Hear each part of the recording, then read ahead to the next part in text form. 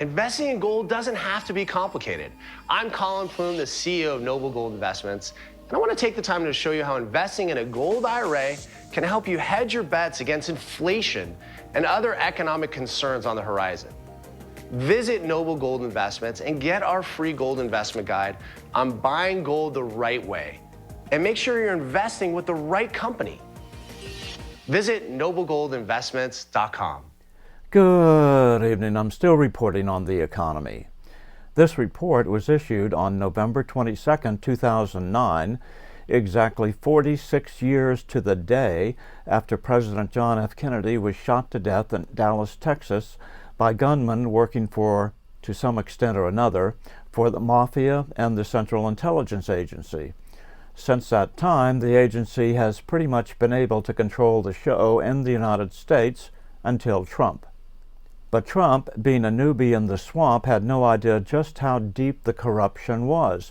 He had to make his picks for the top jobs pretty much blindfolded, and so he picked a bunch of the wrong people. Perhaps one of the worst of Trump's politically motivated picks was his director of the CIA, Gina Haspel, the very first female to lead the agency, and guess where she came from? Does anyone remember? Haspel was the deputy director of the CIA's National Clandestine Services. 6 years earlier, Haspel reportedly oversaw a black, meaning clandestine, prison in Thailand where terrorism suspects were tortured. Trump probably didn't know any of this at the time he nominated Haspel.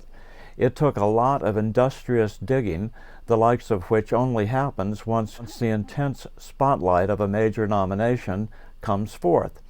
As Christopher Anders, Deputy Director of the American Civil Liberties Union's Washington Legislative Office, put it, Haspel was up to her eyeballs in torture. Miraculously, despite those types of understandable newbie errors, Trump was still able to pivot America back to its rightful position as the land of the free and the home of the brave, as well as the land of opportunity in his 4 years in office. However, in election 2020, Trump was booted from office in what the vast majority of the big American media clutch believed was a perfectly fair election, despite their surprising lack of curiosity in any real investigation of the widespread allegations to the contrary. In 2008, Barack Hussein Obama took office and quickly went to work systematically weakening the United States in every way he thought he could get away with. Although this report was virtually the only one to broadcast it, an Egyptian talk show claimed that Obama's weakening of America was deliberate, and even had the audacity to claim that Egyptian intelligence sources believed that Obama was the head of the International Muslim Brotherhood. Well, this report couldn't prove that, but we thought it was an idea worthy of being included into the political mix. And so we duly went to the videotape and found out that yes, that's exactly what the Egyptian news report said. We will be dusting off that report in the near future. Are you beginning to get an idea of why, as the dark curtain of government censorship began to cast its shadow over America, the Still report was not among the chosen media outlets upon which big bank and big pharma media advertising money was showered? This report, Still Report number 6, was put up on YouTube a little over 1 year after Obama beat Republican John McCain, probably the weakest Republican candidate available at the time. Once Obama took over, he first went to work weakening the American economy, something which was easy to do once the Fed and its debt money system was under his control.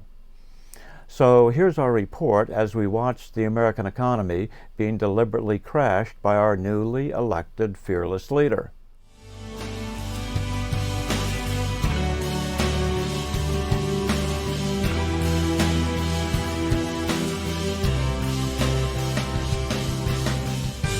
Good afternoon from Washington. I'm still reporting on the economy.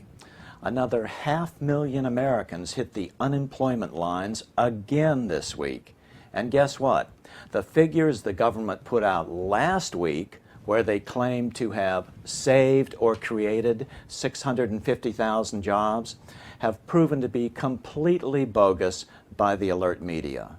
They keep saying we've created 1 million jobs or saved 1 million jobs. So the standard has changed. We haven't created anything. So when I grew up, that was called, let's see, lying. Not in Washington. In Washington, it's just called intelligent misleading. On another front, J.P. Morgan Chase announced this week that it would be doing its patriotic duty to provide jobs for struggling Americans. Morgan announced that they would be hiring 1,200 new mortgage loan officers to bolster up the economy. So what's going on here? Morgan isn't trying to do us a favor. They are desperately trying to reinflate the real estate bubble, and the government, through Freddie and Fannie, is going to back them up.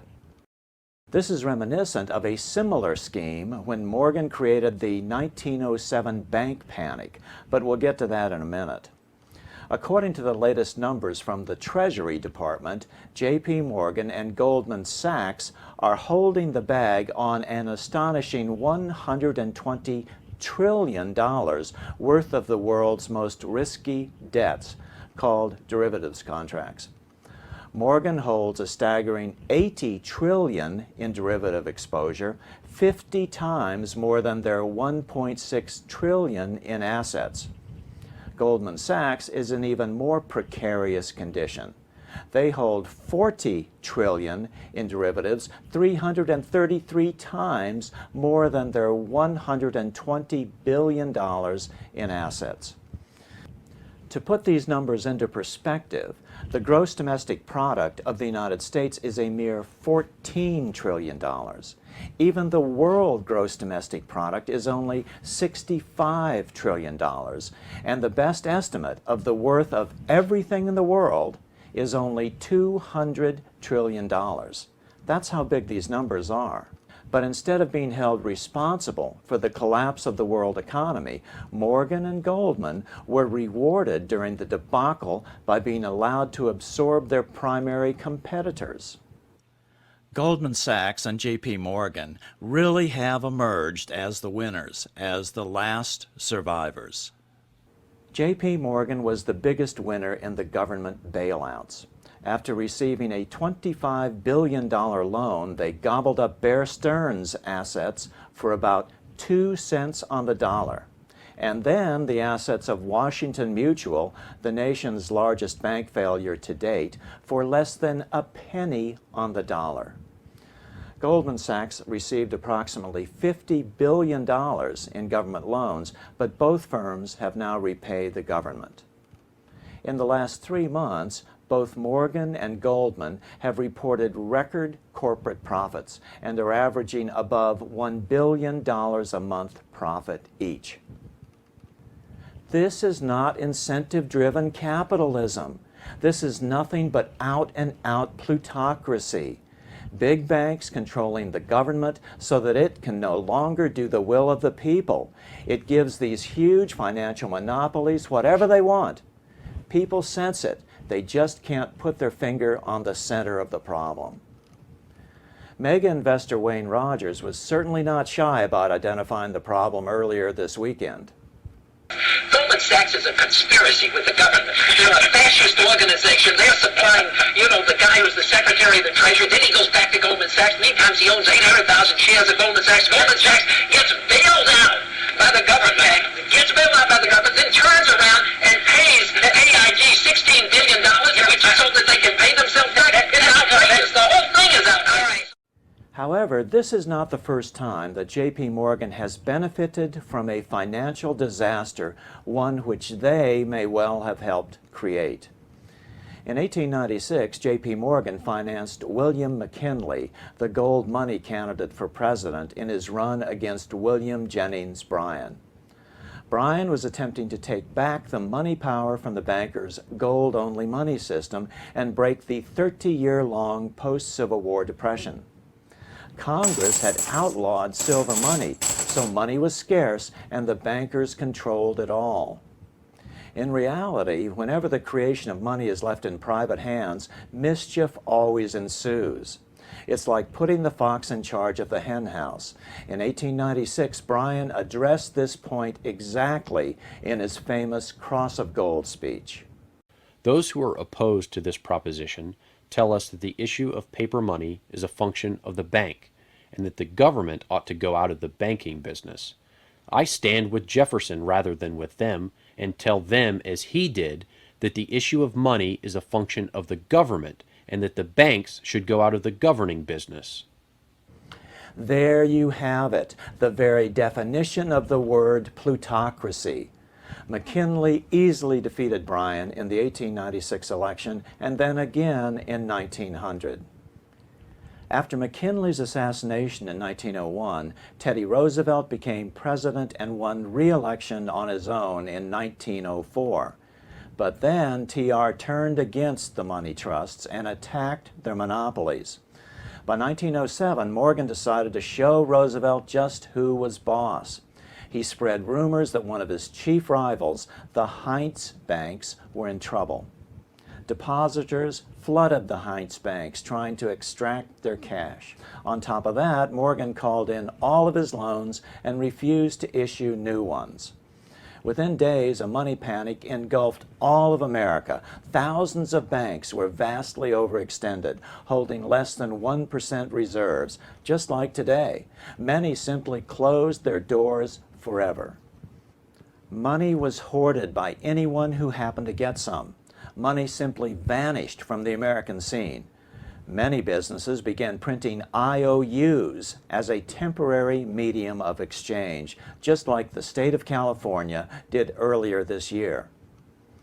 Now, the correct solution would have been for the government to come to the rescue and issue its own money without debt to relieve the panic. Then, after confidence had been restored, tax it back out of existence. But that would have defeated Morgan's plans.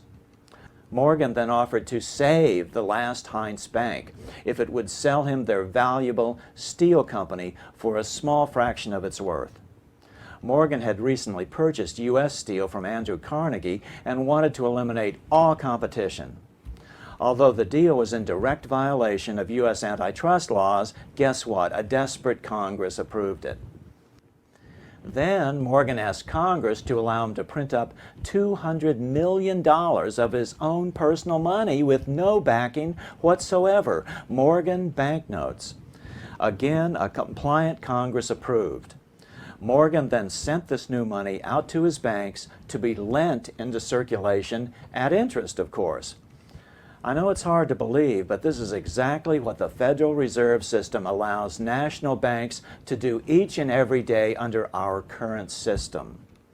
Soon, people regained confidence in money in general, and by 1908, the panic was over, and Morgan was hailed as a hero for saving the nation from the very crisis he had deliberately created.